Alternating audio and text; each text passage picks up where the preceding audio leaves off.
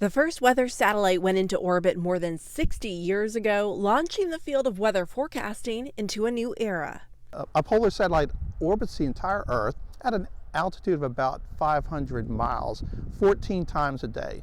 So that means it passes over our location going, northward over the equator and then southward, twice a day. NOAA and NASA are about to send a new weather satellite into space to join the JPSS, or Joint Polar Satellite System. The Joint JPSS satellite carries 4 sensors.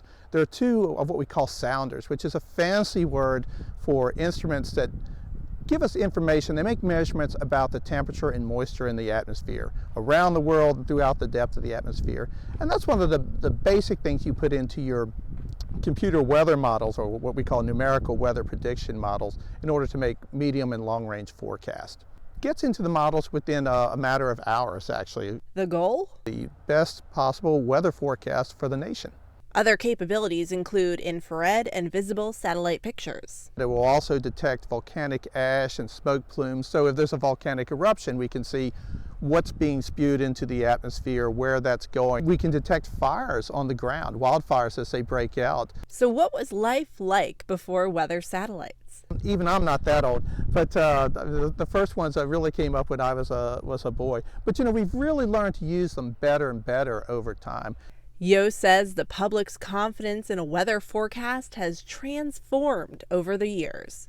It's partly better models and better science and better computing power, but also better observations and from satellites and knowing how to use them. With ideal conditions, the satellite launches November 1st. Ironically, one of the big factors there is always the weather. What are the clouds covers like? What are the winds like? But I won't be the meteorologist who has to forecast that. So. Once in space, JPSS-2 will start doing its job, with a little help. Predecessor instrument is still the primary operational satellite, and then there'll be a handover where this one will become where JPSS-2 will become the primary satellite, and JPSS-1 will become the backup satellite, and hopefully it will operate for a long time. For the National Weather Desk, I'm meteorologist Emily Gracie.